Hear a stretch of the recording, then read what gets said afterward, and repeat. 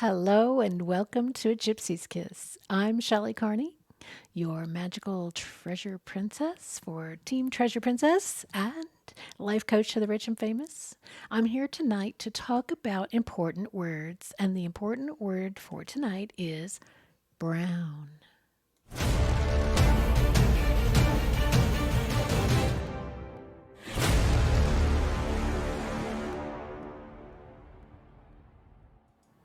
All right, let's get started with some quotes. We'll begin with the poem. Of course, it says in the poem, put in below the home of brown.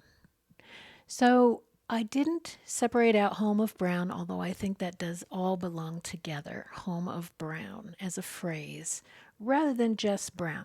But we're going to look at all the times that Forrest Fenn has written and said the word brown and what context that is, and when does he capitalize it and when does he not capitalize it, and what does he use brown for the most. So let's get into that. All right, so from the book The Thrill of the Chase, page 27. Fortunately, I was the only one in the class who knew that trick, the sliding, I mean. And even though that rusty old iron thing marked the tail of my breeches pretty good with a heavy brown color, it was worth it. Now, he could have used the word rust color or some other, color name for that color that was on the back of his pants, maybe even red, but he chose to use the word brown there. Page 32. Like most kids my age, I was always hungry, but I didn't like to take a brown bag to school. Now, brown bag is quite common in usage for a brown bag lunch, so that's not very unusual to use it there. Page 38. When they came brown out of the oven, she'd put butter and different kinds of homemade jams on each piece and serve them hot. So he's talking about pieces of bread came out of the oven brown. That's not unusual because when you put something in the oven, you brown it. Page 48. What I really hated to wash were the giant kettles used for making brown gravy. The smell truly assaulted my sensitivities, and that's why I don't eat brown gravy anymore. Now, he could have just said gravy.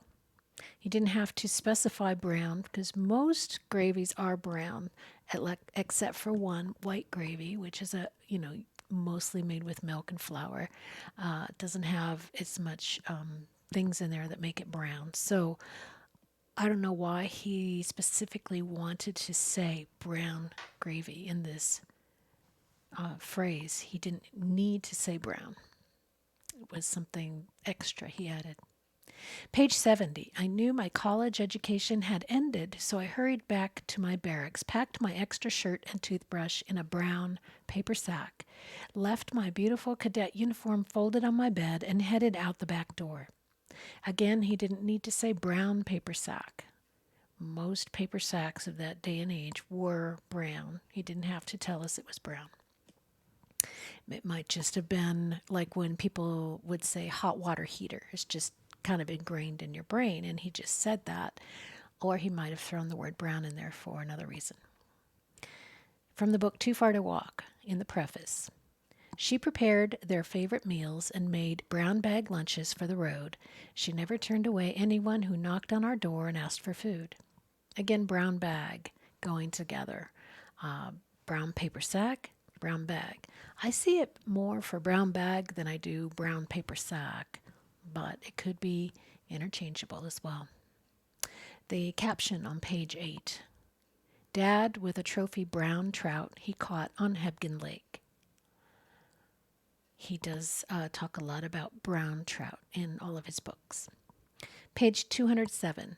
It portrayed an old country outhouse in a brownish red housescape with a barn and some trees. See, he could have used another word, another color word, instead of brownish. That would have been more specific, maybe umber or sienna or something like that. Forrest Fenn knows all the names of all the colors of brown because he worked closely with artists like Eric Sloan, who he's talking about here. an excellent painting. Page 232. She would wave with both arms and a huge smile as her white scarf fluttered in the enthusiastic breeze. Her brown leather bomber jacket adding not needed color to the aura. So he's specifically saying brown and color here. Sort of just look.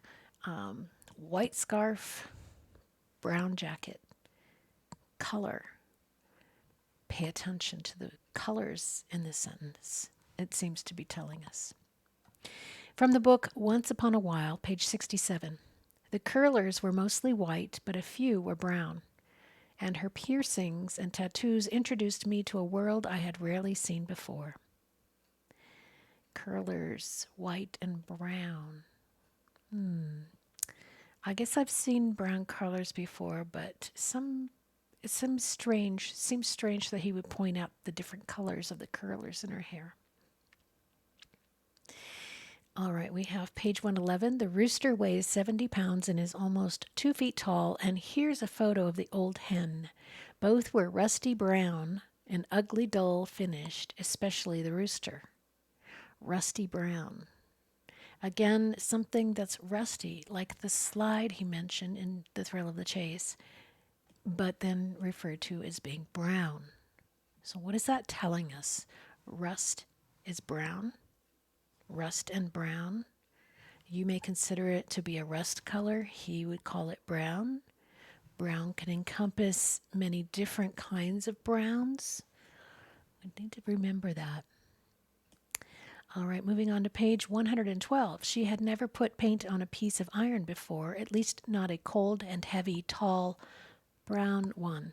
Again, he's talking about the same item and naming the color of it again for the second time. Brown, brown, like he's really emphasizing brown here.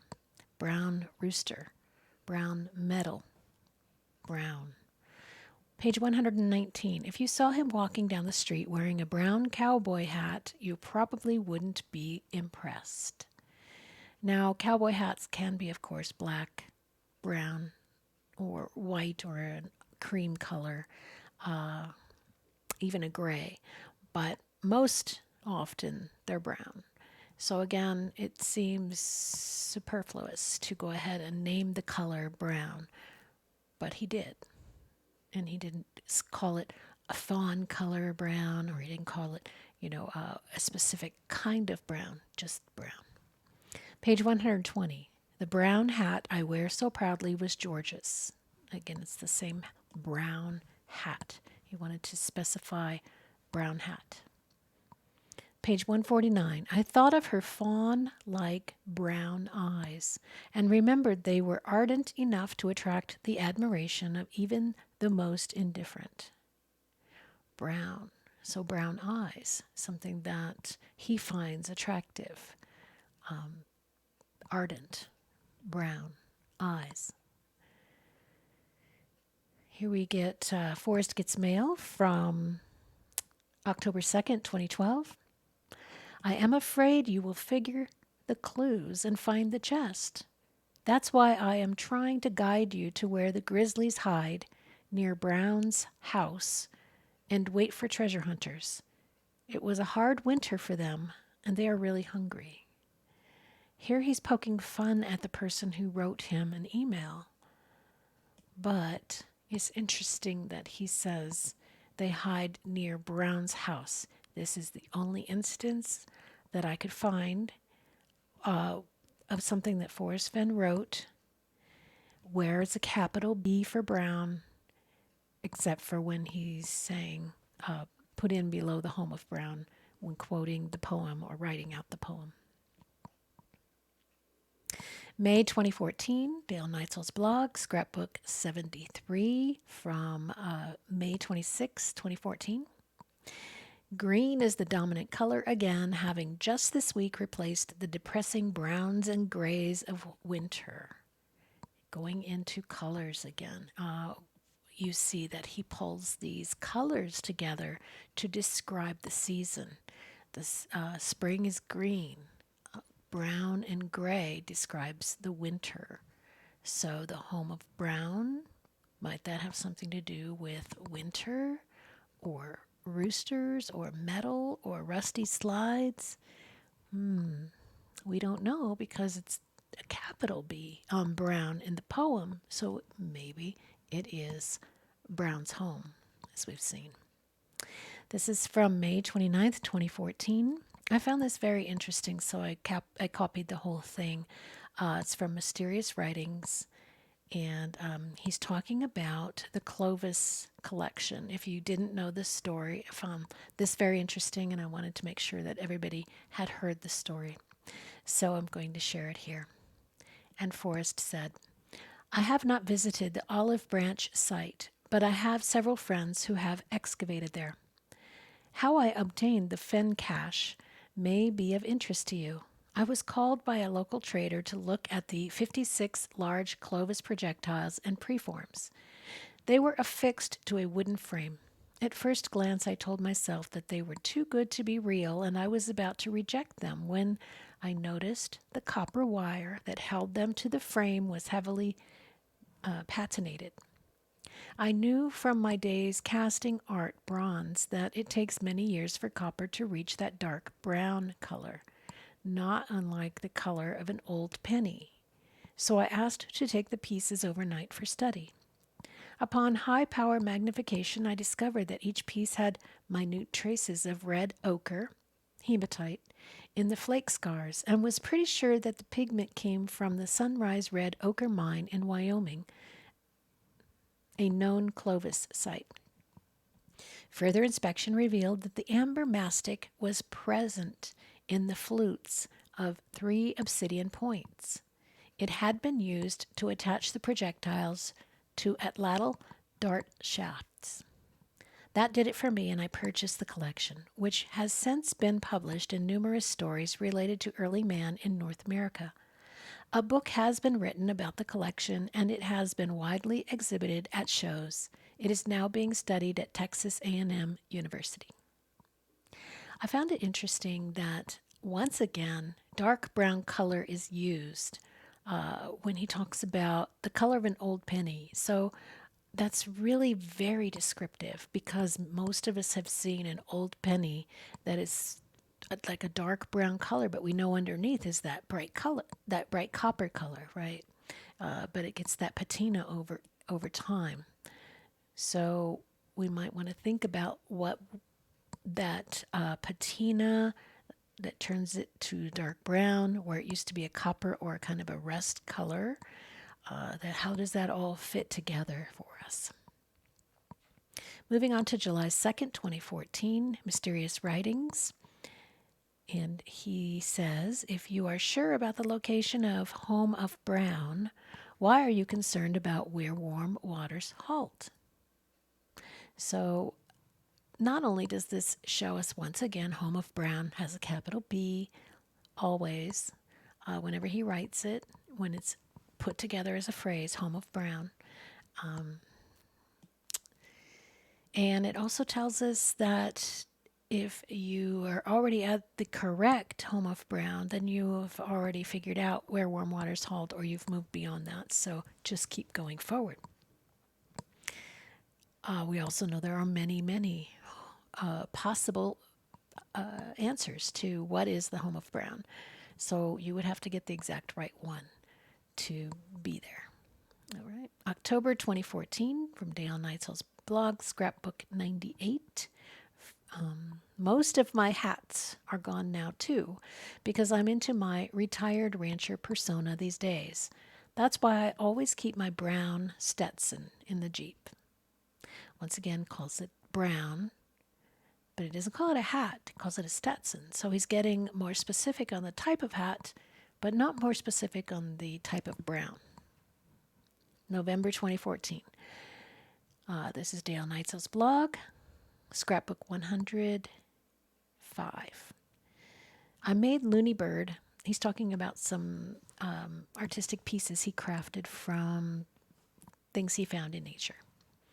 I made Looney Bird over at Vermejo Park one Sunday afternoon after catching a 20-inch brown trout and two 16-inch rainbows. It was a good day. I've learned to anticipate color changes.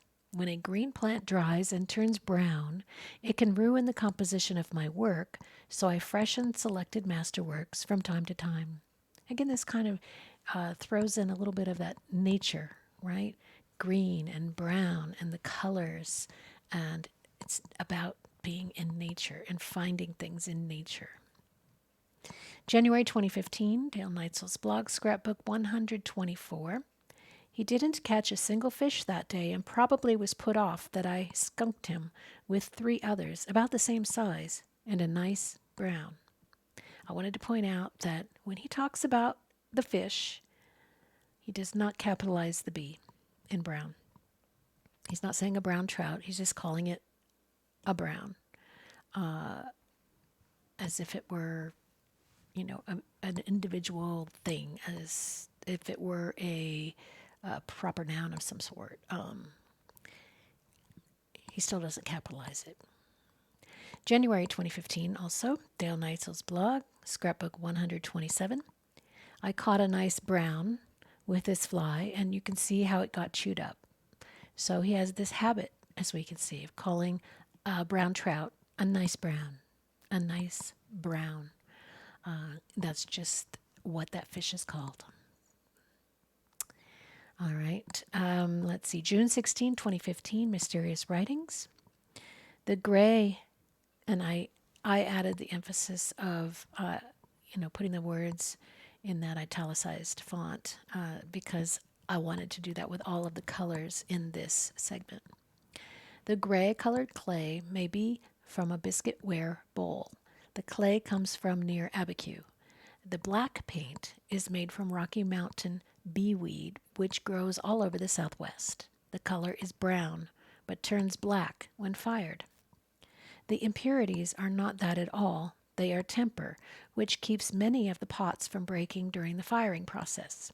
The temper may be ground up pot shards or sand. The umber colored designs on the other shard are made from galena, which is lead ore. It is mined about 20 miles south of San Lazaro. The ore is ground up and mixed with water and heated until it gets a thick viscosity. Then it is painted on. Both the mineral and vegetable paints become permanent when the vessel is fired. Hope this helps. I wanted to point out that all of the different names of different colors that Forrest uses when he's talking about these pottery pieces. Brown, black, gray, umber. He could have called umber brown, but he didn't. He was very specific about the colors as he named them. This is the artist in him. This is the person who appreciates antiquities and cares about them. And we can see that because he knows so much about how they're made, how these paints are made, and how they're used and how they're fired, and all of the information that he's given. Very specific, very informational, and again, brown turns black when fired. So I just want to point out that he could have called the home of brown any kind of color, unless it's a proper noun in a person's name, in which case there's only one thing you can call it. November 2015, Dale Neitzel's blog, scrapbook 148. By early November, the sun is passing farther south, and although she's closer to the earth, her rays hit my orchard at a cooler angle, causing summer's palette to fade toward wistful browns, reds, and yellows. Once again, we're hearing about the seasons in nature using colors. Very important to note that browns, reds, and yellows represent fall for Forrest Fenn. Let's see what else have we got. November 12th, 2015. Okay. Now in this one, I'm going to kind of separate this out because Forrest Fenn did not use the word brown here. The person asking the question did. And it just caught my attention, and I wanted to include it to just kind of hold it up to the light and have all of you think about it with me. Again, this is from 2015, November. and Mysterious Writings. And the question was, you have said to read the poem and read The Thrill of the Chase to help solve for the 9 clues. We all know there are many options to choose from regarding Brown, Home of Brown, Warm Waters Halt, and Blaze, hinted at in the book. My question is, in the book, do you also, in a more subtle way, tell which is the correct answer to one or all of the above? And the answer is, no, I don't, madam, sorry. So this made me wonder if he's not telling us what the Home of Brown, what Warm Waters Halt, and what the Blaze are in the hints in the book, and the subtle hints sprinkled throughout the book are not telling us the answer to these questions, then what are they telling us? What are those hints about? What are they telling us? He said that the hints would help us to figure out the clues. How do they do that? How do they relate? How do I know? Do you?